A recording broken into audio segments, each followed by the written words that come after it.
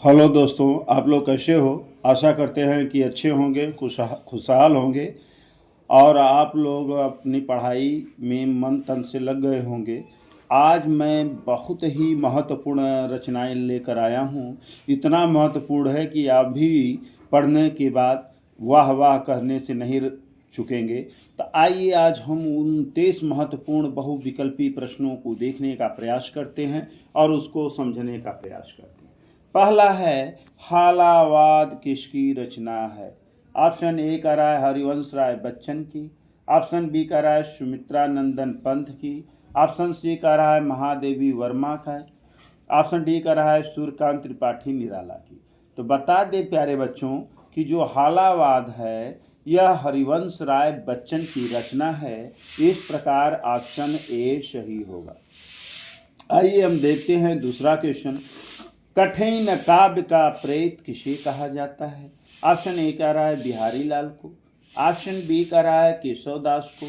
Option C कह रहा है भूषण को। ऑप्शन डी कह रहा है भिखारी दास को। तो बता दें प्यारे बच्चों कि कठिन काव्य का प्रेत केशव दास को कहा जाता है। इस प्रकार ऑप्शन बी सही होगा। आइए तीसरा क्वेश्चन। आचार्य हजारी प्रसाद द्विवेदी की रचना है। ऑप्शन ए कह रहा है हिंदी साहित्य का इतिहास। ऑप्शन बी कह रहा है ठंडा लोहा। ऑप्शन सी कह रहा है हिंदी साहित्य का उद्भव एवं विकास। ऑप्शन डी कह रहा है ठेले पर हिमालय। तो बता दें प्यारे बच्चों कि आचार्य हजारी प्रसाद द्विवेदी की जो रचना है हिंदी साहित्य का उद्भव एवं विकास है। ऑप्शन सी सही है।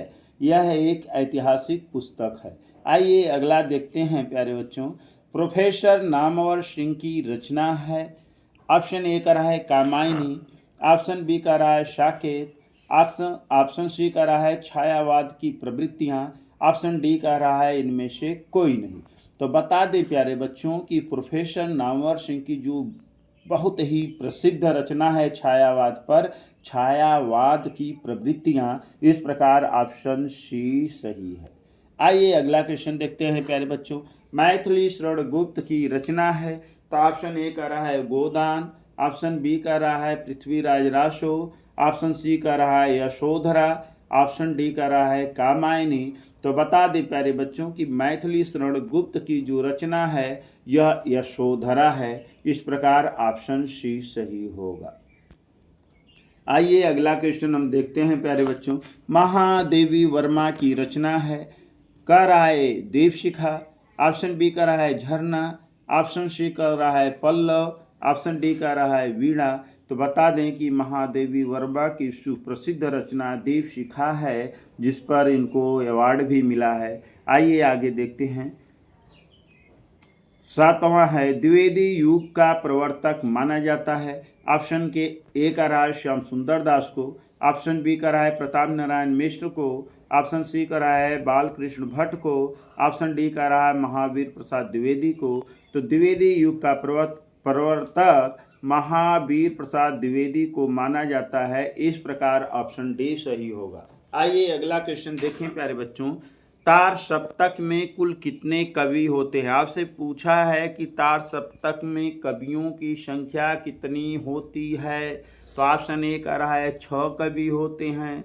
ऑप्शन बी कह रहा है 7 कवि होते हैं। ऑप्शन सी कह रहा है 8 कवि होते हैं। ऑप्शन डी कह रहा है कि 9 कवि होते हैं। तो तार सप्तक, सप्तक का अर्थ ही होता है 7। इस प्रकार तार सप्तक में कवियों की संख्या 7 होती है। इस प्रकार ऑप्शन बी सही होगा। आइए अगला क्वेश्चन देखते हैं। प्रथम मौलिक उपन्यास है या प्रथम मौलिक उपन्यास किसे कहा जाता है। तो ऑप्शन ए कह रहा है परीक्षा गुरु को। ऑप्शन बी कह रहा है गोदान को। ऑप्शन सी कह रहा है मैला आंचल को। ऑप्शन डी कह रहा है कंगाल को। तो प्रथम मौलिक उपन्यास परीक्षा गुरु को कहा जाता है। इस प्रकार ऑप्शन ए सही होगा। आइए 10वां क्वेश्चन है। फणेश्वर नाथ रेणु का उपन्यास है, क्या है। ऑप्शन ए कह रहा है मैला अचल है। ऑप्शन बी कह रहा है परीक्षा गुरु है। ऑप्शन सी कह रहा है गोदान है। ऑप्शन डी कह रहा है तितली है। तो परीक्षा गुरु अभी हमने पढ़ा कि भाई दूसरे का है। गोदान मुंशी प्रेमचंद का है। तितली जो है जयशंकर प्रसाद का है। तो इस प्रकार जो मैला आंचल है यही फणीश्वर नाथ रेणु की रचना है। यह एक आंचलिक उपन्यास है। कैसा उपन्यास है? एक आंचलिक उपन्यास है। तो 11वां है जयशंकर प्रसाद की रचना है। कह रहा है ममता है, बी कह रहा है गोदान है, सी कह रहा है दीप शिखा है, डी कह रहा है मानसरोवर है। तो बता दे जयशंकर प्रसाद की काव्य एक रचना जो कविता है यह ममता है। ऑप्शन ए सही होगा। निबंध है, ममता एक निबंध है। अगला है स्मृति सरोज किसकी रचना है? बहुत इंपॉर्टेंट रचना है प्यारे बच्चों, मोस्ट IMP। तो कह रहा है स्मृति सरोज किसकी रचना है? ऑप्शन ए कह रहा है जयशंकर प्रसाद का, ऑप्शन बी कह रहा है आचार्य रामचंद्र शुक्ल का, ऑप्शन सी कह रहा है आचार्य हजारी प्रसाद द्विवेदी का, ऑप्शन डी कह रहा है इनमें से कोई नहीं। तो इसका उत्तर होगा इनमें से कोई नहीं, क्योंकि स्मृति सरोज जो है सूर्यकांत त्रिपाठी निराला की रचना है प्यारे बच्चों। किसकी रचना है? सूर्यकांत त्रिपाठी निराला। देखिए अगला क्वेश्चन वो मैंने फिर रख दिया, सूर्यकांत त्रिपाठी निराला की रचना है। ऑप्शन ए कह रहा है स्मृति सरोज, ऑप्शन बी कह रहा है गेहूं और गुलाब, ऑप्शन सी कह रहा है ईर्ष्या, ऑप्शन डी कह रहा है इनमें से कोई नहीं। तो सूर्यकांत त्रिपाठी निराला की जो रचना है स्मृति सरोज है। आइए अगला हम देखते हैं प्रोफेसर नामवर सिंह की रचना है। क्या है? अड़िमा है। ऑप्शन ए कह रहा है अड़मा, ऑप्शन बी कह रहा है गुंजन, ऑप्शन सी कह रहा है निहार, ऑप्शन डी कह रहा है कविता के नए प्रतिभा। तो प्रोफेसर नामवर सिंह की जो रचना है ऑप्शन डी सही होगा, कविता के नए प्रतिमा। आइए अगला देखते हैं शोक गीत कहा जाता है। किसको कहा जाता है प्यारे बच्चों? ऑप्शन ए कह रहा है स्मृति सरोज को कहा जाता है, ऑप्शन बी कह रहा है निहारिका को कहा जाता है, ऑप्शन सी कह रहा है कि अड़िमा को कहा जाता है, ऑप्शन डी कह रहा है इनमें से कोई नहीं। तो जो शोक गीत कहा जाता है स्मृति सरोज को कहा जाता है। ऑप्शन ए सही होगा, क्यों कि प्यारे बच्चों ये जो सूर्यकांत त्रिपाठी निराला हैं यह जो स्मृति सरोज रचना की हैं इनके बेटी का नाम स्मृति सरोज था, जिसके मरने पर यह रचना की, इसलिए इसको स्मृति सरोज कहा जाता है, जो कि एक शोक गीत था। छायावाद का प्रवर्तक माना जाता है। ऑप्शन ए कह रहा है महादेवी वर्मा को, ऑप्शन बी कह रहा है सूर्यकांत त्रिपाठी निराला को, ऑप्शन सी कह रहा है सुमित्रा नंदन पंत को, ऑप्शन डी कह रहा है जयशंकर प्रसाद को। तो छायावाद का प्रवर्तक जयशंकर प्रसाद को कहा जाता है। अगर आपसे पूछा जाए एक क्वेश्चन कि छायावाद की त्रयी कवियों का नाम बताइए, तो उसमें कौन है? सूर्यकांत त्रिपाठी निराला होंगे, सुमित्रा नंदन पंत होंगे, जयशंकर प्रसाद। अगर कह दिया जाए कि छायावाद के त्रयी कवियों में कौन नहीं है, तो इसमें महादेवी वर्मा नहीं है, ये भी ध्यान रखना हो। अगला है प्यारे बच्चों नई कविता का प्रारंभ काल माना जाता है। ऑप्शन ए कह रहा है 1900 से 1918 ईस्वी, यह देखिए द्विवेदी युग का है। ऑप्शन बी कह रहा है 1918 से 1938 ईस्वी, यह छायावाद या शुक्ल युग का है। 1938 से 1945 यह प्रगतिवादी युग का है। 1960 ईस्वी से आज तक यही नई कविता का प्रारंभ काल माना जाता है। इस प्रकार ऑप्शन डी सही होगा। आइए अगला देखते हैं नमक का दरोगा किसकी रचना है। ऑप्शन ए कह रहा है अमृत राय की रचना है, ऑप्शन बी कह रहा है मुंशी प्रेमचंद की रचना है, ऑप्शन सी कह रहा है श्याम सुंदर दास की रचना है, ऑप्शन डी कह रहा है जयशंकर प्रसाद की रचना है। तो नमक का दरोगा एक कहानी है और यह मुंशी प्रेमचंद की रचना है। इस प्रकार ऑप्शन बी सही होगा। आइए अगला देखते हैं मुंशी प्रेमचंद की रचना है। क्या है? कामायनी है, बी कह रहा है ठाकुर का कुआं है, सी कह रहा है यामा है, डी कह रहा है इनमें से कोई नहीं। तो मुंशी प्रेमचंद की जो रचना है वह ठाकुर का कुआं है। इस प्रकार ऑप्शन बी सही होगा। यह एक कहानी है। सूर्यकांत त्रिपाठी निराला की रचना है। कह रहा है कि दीप शिखा है, ऑप्शन बी कह रहा है कामायनी है, ऑप्शन सी कह रहा है गोदान है, ऑप्शन डी कह रहा है सूर्यकांत राम की शक्ति पूजा है। तो देखो प्यारे बच्चों कि दीप शिखा जो है काव्य है, यह महादेवी वर्मा की रचना है। कामायनी जो है महाकाव्य है, यह जयशंकर प्रसाद की रचना है। गोदान जो है उपन्यास है, यह मुंशी प्रेमचंद की रचना है। राम की शक्ति पूजा जो है यह एक काव्य है और सूर्यकांत त्रिपाठी निराला की महत्वपूर्ण रचना है। आइए आगे देखते हैं सूर सरावली के रचनाकार हैं। ऑप्शन ए कह रहा है कबीरदास हैं, ऑप्शन बी कह रहा है तुलसीदास हैं, ऑप्शन सी कह रहा है सूरदास हैं, ऑप्शन डी कह रहा है मलका दास हैं। तो सूर सरावली के रचनाकार सूरदास हैं। इस प्रकार ऑप्शन सी सही होगा। आइए अगला देखते हैं, झरना किसकी रचना है। ऑप्शन ए कह रहा है जयशंकर प्रसाद की रचना है, ऑप्शन बी कह रहा है महादेवी वर्मा की रचना है, ऑप्शन सी कह रहा है सुमित्रा नंदन पंत की रचना है, ऑप्शन डी कह रहा है सूर्यकांत त्रिपाठी निराला की रचना है। तो बता दें प्यारे बच्चों, झरना जो है जयशंकर प्रसाद की सुप्रसिद्ध रचना है। ऑप्शन ए सही होगा। अगला है नेवला किसकी रचना है। बहुत इंपॉर्टेंट है भाई, नेवला एक निबंध है, यह किसकी रचना है। ऑप्शन ए कह रहा है महादेवी वर्मा का, ऑप्शन बी कह रहा है जयशंकर प्रसाद का, ऑप्शन सी कह रहा है सूर्यकांत त्रिपाठी निराला का, ऑप्शन डी कह रहा है इनमें से कोई नहीं। तो नेवला बता दें महादेवी वर्मा की रचना है। इस प्रकार ऑप्शन ए सही होगा। क्या होगा? ऑप्शन ए सही होगा।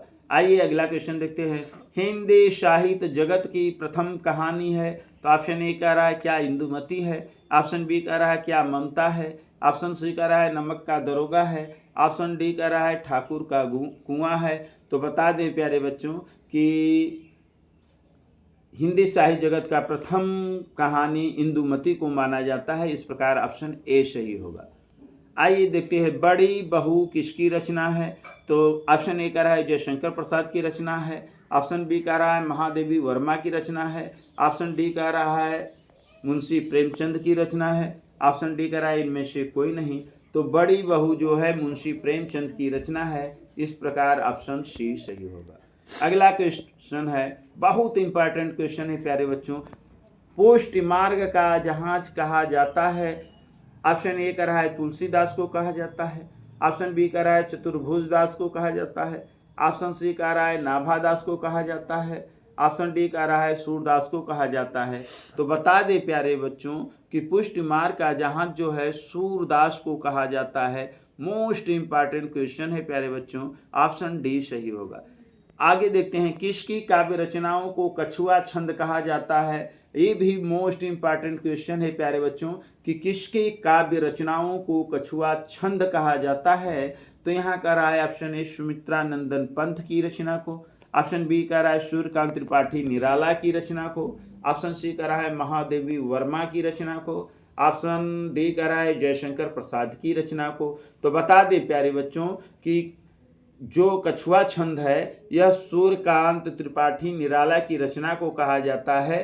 तो ऑप्शन बी सही होगा। इसको मुक्तक छंद भी कहा जाता है, या तो कछुआ छंद या इसे मुक्तक छंद के भी नाम से जाना जाता है। तो ये छायावादी कवि हैं। वीर रस की वीरांगना किसे कहा जाता है। वीरांगना, वीर नहीं भाई, वीरांगना महिला है, लेडीज है, जनानी है। तो ऑप्शन ए कह रहा है महादेवी वर्मा को, ऑप्शन बी कह रहा है सुमित्रा कुमारी चौहान को, ऑप्शन सी कह रहा है सुमित्रा नंदन पंत को, ऑप्शन डी कह रहा है इसमें से किसी को नहीं। तो मैं बता दूं कि वीर रस का वीरांगना सुभद्रा कुमारी चौहान को कहा जाता है, क्योंकि वीर रस का इन्हीं की कविता है। तो सुभद्रा कुमारी चौहान होगा। वीर गाथा काल के कवि हैं। तो वीर गाथा काल का कवि पूछ रहा है, क्या भूषण हैं, क्या केशवदास हैं, क्या चंद्रवरदाई हैं, क्या छत्रसाल है। तो वीर गाथा काल या आदिकाल के जो कवि हैं चंद्रवरदाई हैं। ऑप्शन सी सही होगा। आइए अगला क्वेश्चन और आज का अंतिम क्वेश्चन देखते हैं, कौन सी रचना सूरदास की नहीं है। तो इसमें 4 रचनाएं दी गई हैं प्यारे बच्चों। इसमें से 3 रचनाएं आपको सूरदास की होंगी और 1 रचना सूरदास की नहीं होगी। तो आपको उसी रचना को छांटकर अलग करना है जो सूरदास की नहीं है। तो कह रहा है कि सूरसागर, सुर सरावली, साहित्य लहरी और संसद दिया है। शब्द होना चाहिए प्यारे बच्चों, यहाँ संसद नहीं शब्द होना चाहिए। तो ऑप्शन बी सही होगा। यह जो शब्द है यहाँ तो शब्द होना चाहिए, संसद लिखा गया प्यारे बच्चों। तो शब्द जो है साखी शब्द रवैनी, यह कबीरदास की रचना है। तो आज के लिए इतना ही प्यारे बच्चों। आप वीडियो को लाइक करिए, शेयर करिए, सब्सक्राइब करना न भूलें, क्योंकि मैं ऐसी ही महत्वपूर्ण रचनाएं लाता ही रहूँगा। साथ में फिजिक्स, केमिस्ट्री भी और मैथ भी पढ़ाया जाएगा इसी चैनल पर। तो इसलिए हर बच्चों को बताएं कि इस चैनल पर आपके सब विषय पढ़ाए जाएंगे। तो कृपया आप लोग लाइक करिए, शेयर करिए और सब्सक्राइब करना बिल्कुल न भूलें। धन्यवाद। Thank you so much nice. जय हिंद, जय भारत।